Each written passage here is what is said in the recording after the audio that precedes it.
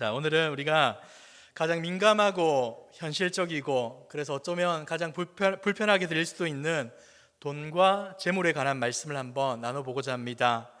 여러분, 오늘날 우리는 참 바쁘게 살고 있지 않습니까? 그런데 왜 그렇게 열심히 사십니까? 왜 그렇게 일찍 일어나서 밤늦게까지 애쓰며 사십니까? 물론 여러 가지 이유가 있겠지만 많은 경우 미래를 준비하기 위해서 그렇게 살아갑니다.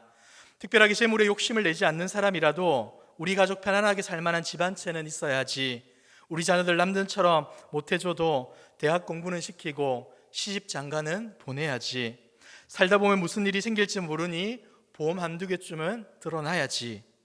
대부분 그렇지 않겠습니까? 없어서 못할 뿐이지 조금 여유가 생기면 부지런히 벌고 미래를 대비하고 싶어 합니다. 이것이 오늘을 살아가는 사람들의 상식이고 또한 책임감입니다. 물론 우리 그리스도인들도 이 상식과 책임감에서 예외일 수는 없는 겁니다. 자, 그런데 여러분, 이러한 우리의 상식 가운데 오늘 우리 주님은 참으로 충격적이고 단호한 말씀을 우리에게 던져줍니다. 19절 말씀인데 우리 같이 한번 읽어볼까요? 시작! 너희를 위하여 보물을 땅에 쌓아두지 말라. 거기는 좀과 동록이 해하며 도둑이 구멍을 뚫고 도둑질하느니라. 아멘. 여러분, 이 말씀을 처음 들으면 숨이 턱 막히지 않습니까? 문자 그대로 받아들인다면 지금 당장 은행에 가서 모아둔 적금을 다 해약하고 노후 대책으로 부어둔 연금, 보험 다 깨야 할 것 같습니다.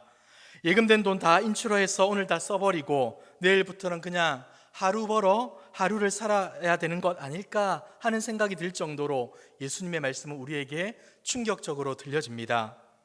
자, 그런데 여러분, 이것이 만약 주님의 뜻이라면, 주님이 정말 우리에게 이러한 삶을 요구하신다면 이 자본주의 사회에서 그리스도인으로 살아간다는 것 거의 불가능한 일 아니겠습니까? 아니, 어쩌면 가장 무책임한 부모, 가장 무능력한 가장으로 살아라라는 말씀처럼 들려지게 됩니다.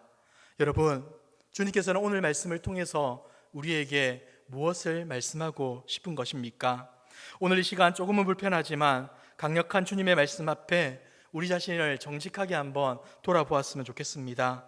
그리고 오늘의 이 말씀이 우리의 삶을 올가매는 율법이 아니라 참된 자유와 풍요로 인도하는 생명의 말씀이 될 수 있기를 주님의 이름으로 축복합니다. 자, 오늘 본문을 먼저 보시면 예수님은 땅에 쌓아두지 말라라고 말씀합니다. 원문의 뉘앙스들을 살려서 제가 조금 번역해 드리자면 이렇습니다. 지금까지 해왔던 그 잘못된 쌓아두기를 당장 중단하여라. 아주 강력한 명령입니다.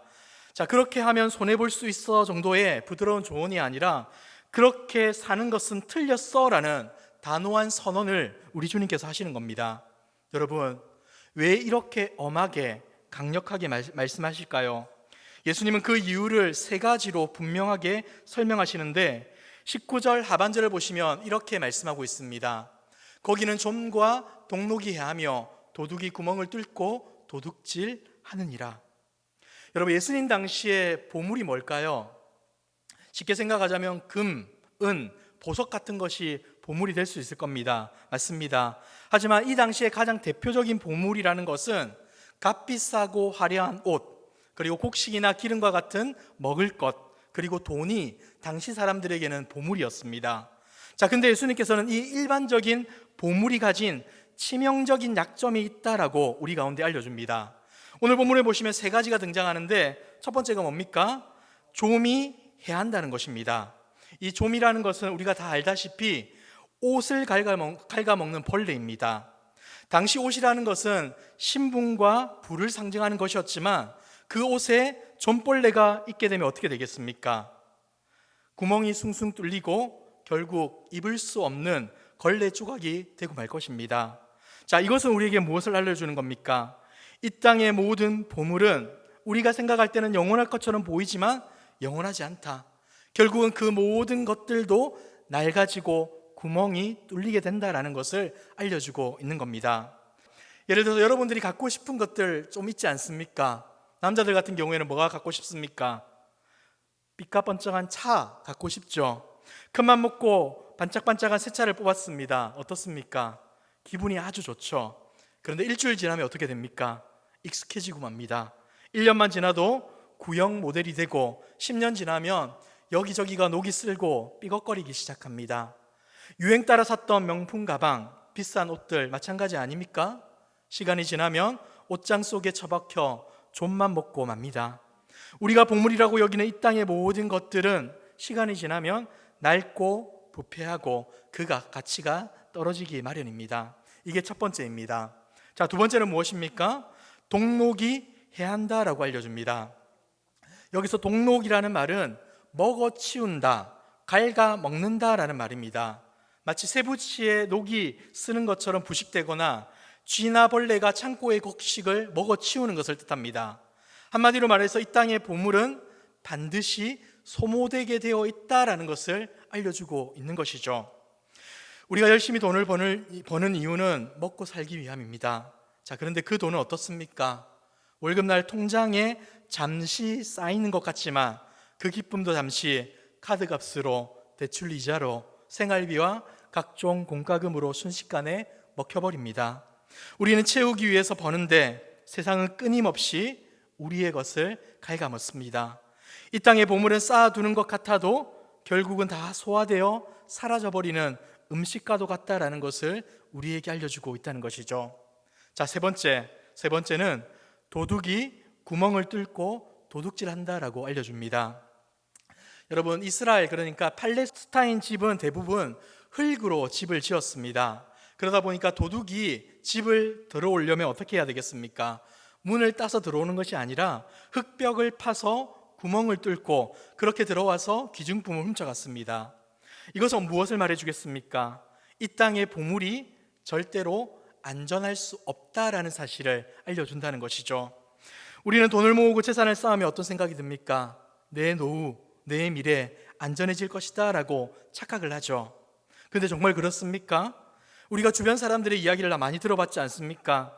그렇게 잘 나가던 사장님이 하루아침에 부도가 나서 졸지에 빈털터리가 되었다는 이야기 심심찮게 듣습니다.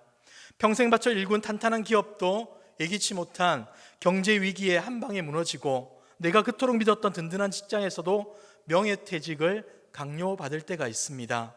믿고 투자했던 주식이나 부동산 휴지 조각이 될 때도 있죠. 갑작스러운 질병, 예기치 못한 사고라는 도둑은 우리가 쌓아둔 돈, 우리가 의지했던 건강이라는 흙벽을 너무나 쉽게 뚫고 들어와 우리의 모든 것들을 훔쳐가 버립니다. 예수님은 지금 우리에게 뭘 말하는 겁니까? 우리의 잔인한 현실을 말하는 겁니까? 아닙니다. 오히려 가장 정확한 현실 진단을 해주고 있는 것이죠. 이렇게 말씀하는 겁니다. 사랑하는 아들아, 딸아, 너희의 안전을 보장해 줄 것이라고 굳게 믿고 있는 바로 그것, 땅의 보물은 사실 썩어지고 소모되고 너무나 불안정한 것들이다. 그러니 그런 어리석고 허무한 것에 너희 하나뿐인 인생을 걸지 말아라 라고 하나님이 말씀해 주고 있는 겁니다. 그러면서 우리 주님께서는 우리에게 이 허무한 땅의 인생을 낭비하지 말고 진짜 남는 장사를 하라고 하시죠. 그 내용이 바로 20절에 나옵니다. 우리 같이 한번 읽어보도록 할까요? 20절입니다. 시작. 오직 너희를 위하여 보물을 하늘에 쌓아두라. 거기는 좀이나 동록이 하지 못하는지라. 아멘. 여러분, 아멘 맞습니까? 하늘에 쌓은 보물은 낡지 않습니다. 하늘에 쌓은 보물은 소모되거나 부패하지 않습니다. 하늘에 쌓은 보물은 그 어떤 도둑도, 그 어떤 경제 위기도, 심지어 죽음조차도 훔쳐갈 수 없습니다. 가장 완벽하고 안전한 자산입니다. 자, 여기까지 들으면 모두 아멘, 그렇게 하겠습니다라는 고백이 나옵니다. 자, 그런데 바로 이 지점에서 우리에게 가장 중요한 실제적인 질문이 들어가야 합니다. 생겨야 합니다. 예수님, 알겠습니다. 그런데 도대체 하늘의 보물을 쌓는 삶이란 무엇입니까? 하늘나라 은행이라도 있으면 적금이라도 들 것 같은데 없으니 어떻게 해야 됩니까? 라는 고민이 생기죠. 여러분, 이 말씀의 진짜 의미가 뭐겠습니까? 우리가 이 말씀을 해석할 때 가장 빠지기 쉬운 오해, 착각을 바로잡아야 하는데 많은 사람들은 이런 착각을 가지고 있습니다. 이 세상은 악하고 더러운 곳이다. 그리고 저 세상은 선하고 거룩한 곳이다 라고 생각합니다. 자, 그러니까 하늘의 보물을 쌓으라 라고 하면 이 땅의 삶은 다 무가치하고 더러우니 이 세상을 무시하고 세상과 담쌓고 저 하늘만 바라보며 오직 종교적인 일에만 몰두해야 한다라는 식으로 생각을 갖고 있다는 것이죠. 여러분, 이게 과연 맞을까요? 맞지 않습니다. 만약 그것이 맞다면 우리는 지금 당장 뭘 해야 됩니까? 직장을 그만두고 사업을 접고 다 같이 기도원이나 수도원에 들어가야 할 것입니다. 하지만 주님의 가르침은 그게 아닌 것이죠. 오늘의 본문이 어디에 있는지를 먼저 보아야 하는데, 오늘의 본문은 마태복음 6장 속에 속해 있다는 것을 기억해야 합니다. 우리가 앞서 무엇을 보았습니까? 어떤 말씀을 들었습니까? 당시 유대인들이 세 가지의 경건의 행위를 했다라는 것을 듣지 않았습니까? 구제, 기도, 금식, 이것에 대해 보았습니다. 그때 핵심이 뭡니까? 구제하지 마라, 기도하지 마라, 금식하지 마라가 아닙니다. 구제, 기도, 금식을 하되 어떻게 하라는 겁니까? 사람에게 보이려고 외식하지 말고 오직 은밀한 중에 보시는 하나님 아버지 앞에서 해야 한다라고 말씀을 해 주신 것이죠. 자, 그러니까 주님은 단 한 번도 세상과 담을 쌓으라고 하신 적이 없는 겁니다. 오히려 세상 한복판에 발을 딛고 살아가되 그 삶의 동기와 목적과 방향이 사람이 아니라 하나님께 두어야 한다라는 사실을 알려주신 겁니다. 오늘 본문에 대한 것도 마찬가지라는 겁니다. 예수님은 지금 이 땅을 무시하고 저 하늘만 사모하라거나 이 세상의 삶은 무가치하니 빨리 적고 영적인 일, 종교적인 일에만 몰두하라고 말씀하시는 게 아닌 겁니다. 자, 그렇다면 여러분, 이 땅과 분리되지 않고 이 땅을 살면서 하늘의 보화를 쌓는다는 것은 무엇이겠습니까? 이 질문에 답하기 위해 우리는 먼저 이 말씀이 경제 논리에 대한 말씀이 아니라 신앙 고백에 대한 말씀임을 먼저 유의하셔야 됩니다. 앞에서 제가 말씀드렸듯이 예수님은 경제활동이나 성실하게 일하는 것, 미래를 계획하는 것 자체를 정죄하지 않았습니다. 오히려 성경은 우리에게 어떻게 가르치고 있죠? 지혜로운 재물 관리를 해야 한다라고 가르치고 있죠. 잠언 6장에 보시면 게으른 자여 개미에게 가서 그가 하는 것을 보고 지혜를 얻으라고 합니다. 무슨 말입니까? 개미가 여름 동안 먹을 것을 준비하는 모습을 통해 우리 가운데도 성실의 지혜가 있어야 한다라는 것을 알려주고 있다는 것이죠. 디모데전서 5장 8절은 더 무섭게 얘기합니다. 우리 같이 한번 읽어볼까요? 시작. 누구든지 자기 친족을, 특히 자기 가족들을 돌보지 아니하면 믿음을 배반한 자요. 아멘. 내 가족을 사랑으로 돌보기 위해서는 당연히 성실한 경제활동과 책임감 있는 준비를 해야 하지 않겠습니까? 성경에 나오는 위대한 인물들 또한 보시기 바랍니다. 아브라함과 욥은 당대의 거부였고, 요셉과 다니엘은 각각 이집트와 바벨론 제국의 총리로서 엄청난 부와 권세를 누렸습니다. 다윗과 솔로몬 말할 것도 없죠. 신약의 니고데모도, 심지어 사도 바울도 그가 가진 모든 재물과 특권을 배설물로 여긴다고 한 것으로 보아 그는 원래 어마어마한 것들을 가진 자였음에 틀림이 없습니다. 자, 그러니까 성경은 그들이 부자라는 사실 자체를 비난하거나 문제 삼지 않는다는 겁니다. 우리가 이 땅에서 먹고 마시고 누리는 것 뭡니까? 하나님의 복이기 때문이죠. 그러나 이에 앞서 우리가 기억해야 될 중요한 것이 무엇입니까? 우리 모두는 부자일 수 있고 가난할 수 있지만 우리 모두는 하나님의 청지기이다는 사실을 반드시 기억해야 한다는 겁니다. 청지기가 뭡니까? 주인이 맡긴 재산을 잘 관리하는 책임자입니다. 이러한 책임자로서 사업을 하기 위해 자금을 비축하고 노후를 위해 저축하며 재난에 대비해서 보험을 가입하는 것, 이것은 이 땅을 살아가는 청지기의 지혜로운 방법일 수 있는 겁니다. 그러니까 예수님께서 말씀하시는 것은, 예수님께서 지금 멈추라는 것은, 지적하는 것은 이러한 부 자체를 멸시하는 것, 정죄하는 것 아니라는 것이죠. 그렇다면 지금 주님께서 당장 멈추라고 하시는 것은 무엇일까요? 그것은 돈, 재물, 재정 계획 그 자체가 아니라 그것이 우리 삶의 목적이 되고 우리 인생의 안전벨트가 되어 결국 하나님보다 돈을 더 의지하는 태도, 하나님보다 돈을 더 사랑하는 그 모습을 지적하시는 겁니다. 돈은 그 자체로 목적이 아니라 하나님의 뜻을 이루기 위한 수단에 불과한데 너무나도 쉽게 우리는 이 수단을 목적으로 착각할 때가 있다는 것이죠. 때문에 우리 하나님께서는 바울을 통해서 디모데전서 6장 8절 이하에서 이렇게 말씀합니다. 우리가 먹을 것과 입을 것이 있은즉 족한 줄로 알 것이니라. 먹을 것, 입을 것을 계획하고 챙기는 것은 당연한 일이다라고 알려주는 것이죠. 그러나 부하려 하는 자들은 시험과 올무와 여러 가지 어리석고 해로운 욕심에 떨어지나니 곧 사람으로 파멸과 멸망에 빠지게 하는 것이라. 여러분 잘 보십시오. 성경은 부자들이 멸망한다고 말하지 않습니다. 부하려 하는 자들, 즉 부가 인생의 목표가 된 사람들이 파멸과 멸망에 빠진다라고 말하고 있습니다. 이어지는 10절을 보시면 돈을 사랑함이 일만하게 뿌리가 되나니 이것을 탐내는 자들은 미혹을 받아 믿음에서 떠나 많은 근심으로써 자기를 찔렀도다라고 말씀합니다. 여러분, 돈 자체가 일만하게 뿌리가 아닌 겁니다. 돈을 사랑하는 마음이 뿌리입니다. 왜 사람들은 그토록 돈을 사랑하고 부하려고 합니까? 그 돈으로 행복, 가치, 안전, 풍요로움, 내 삶에 필요한 모든 것을 다 살 수 있다라고 믿기 때문 아닙니까? 내 노후, 내 자식의 미래, 내 건강, 이 모든 불안을 돈이 해결해 줄 수 있다라고 믿기 때문에 그들은 돈을 벌고 있습니다. 돈을 사랑합니다. 이것이 바로 잘못된 믿음, 이것이 문제라는 것이죠. 돈은 문제가 없습니다. 하지만 문제는 돈을 사랑하는 우리의 태도에 있다는 것이죠. 여러분, 우리는 얼마나 스스로를 속입니까? 나는 돈에 미친 사람이 아니야. 나는 부가 목표가 아니야. 나는 그 돈으로 좋은 일 하고 싶어서 그래. 하지만 그 말 속에 뭐가 있습니까? 돈이 모아지면 행복하고 가치 있는 일을 할 수 있다라는 그 생각, 즉 돈이 능력이다라는 믿음이 그 말 속에 숨어 있는 것 아니겠습니까? 그러다 보면 보람되고 가치 있는 영원한 목적 어떻게 되겠습니까? 돈을 쫓다가 그러한 것들 사라지게 되죠. 돈이라는 수단이 목적이 되어버리고 맙니다.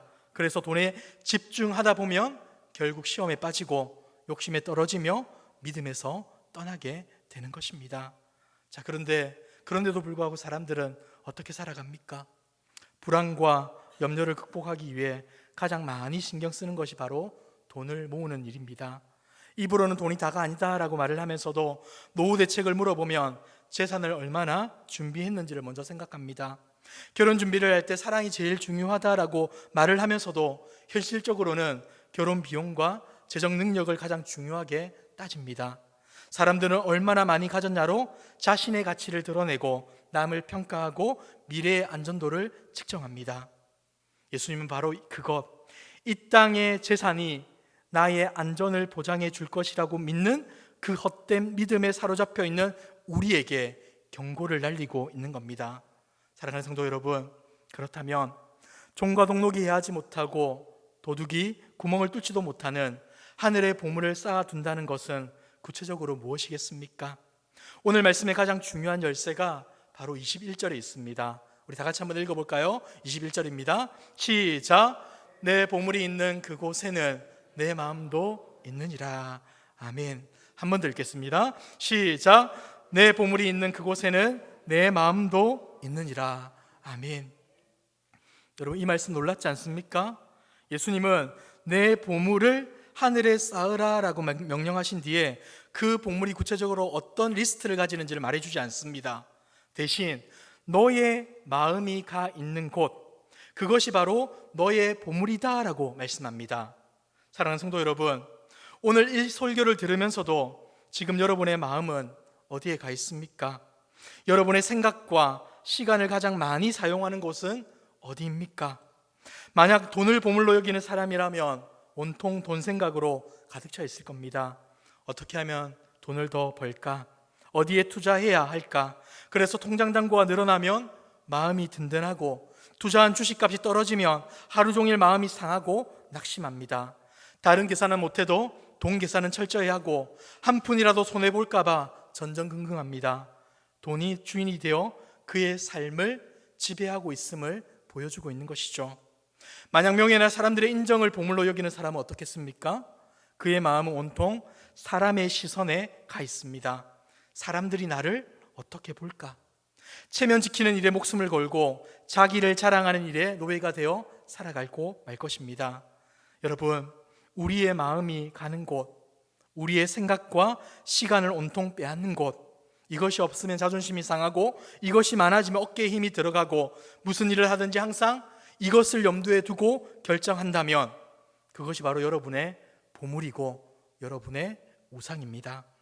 예수님은 지금 썩어 없어질 보물에 우리의 마음이 사로잡혀 마땅히 하나님께 드려야 할 마음을 다 빼앗겨버린 우리의 비참한 현실을 지적하고 우리의 모습을 돌이키라라고 말씀하고 있는 겁니다. 그러므로 오늘 보물을 하늘에 쌓으라라는 이 말씀은 단순히 죽어서 천국 가라는 말씀이 아니라 너의 마음을 사로잡고 있는 그 가짜 보물을 버리고 진짜 보물을 위해서 살아라라고 명령하고 있는 겁니다. 여러분, 그렇다면 이 땅에서 하늘의 보물을 쌓는 삶이란 무엇이겠습니까? 그것은 영원한 가치가 있는 일에 우리의 모든 삶을 투자하는 겁니다.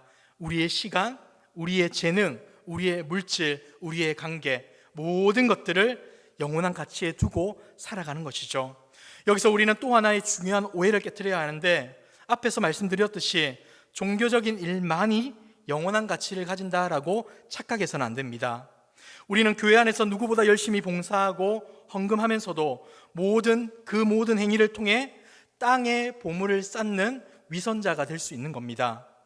만약 우리가 교회의 훈련을 다 받고 시간마다 예배를 참석하고 엄청난 헌금을 들여서 장로, 권사, 집사의 직분을 받고 그것을 통해 사람들로부터 참 믿음 좋은 분이라는 인정과 명예를 얻는다면, 그리고 우리의 마음에 그 칭찬 때문에 흐뭇해하고 있다면 그것은 땅에 보물을 쌓는 겁니다.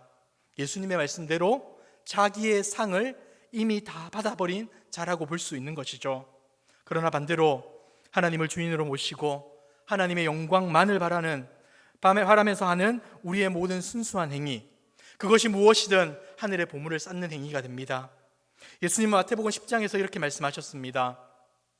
또 누구든지 제자의 이름으로 이 작은 자 중 하나에게 냉수 한 그릇이라도 주는 자는 내가 진실로 너에게 이르노니 그 사람이 결단코 상을 잃지 아니하리라 하시니라.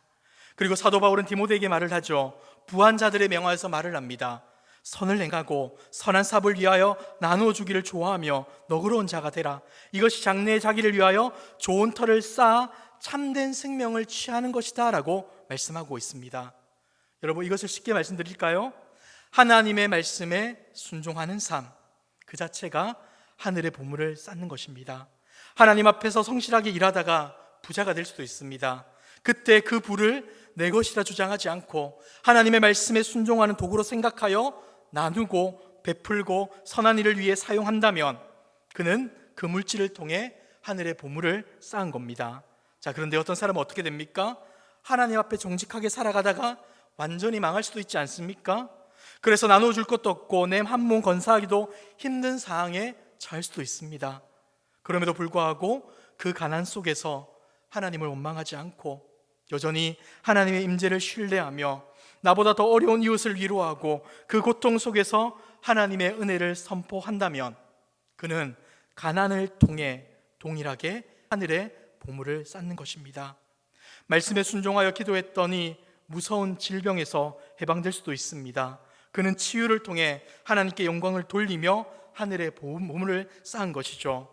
동시에 바울처럼 평생 육체의 가시를 짊어지고 살면서도 그 약함 속에서 오히려 하나님의 강함을 드러내며 복음을 전파했다면 그는 그 질병을 통해서 하늘의 보물을 쌓아간 것입니다.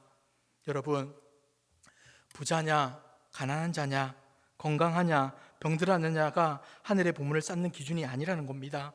그 어떤 상황에 있든지 내 삶의 주인을 하나님으로 모시고 그분의 영광을 위해 그분의 말씀에 순종하며 살아가는 것, 이것이 바로 하늘의 보물을 쌓는 그 기준이다라고 말씀해주고 있는 것이죠.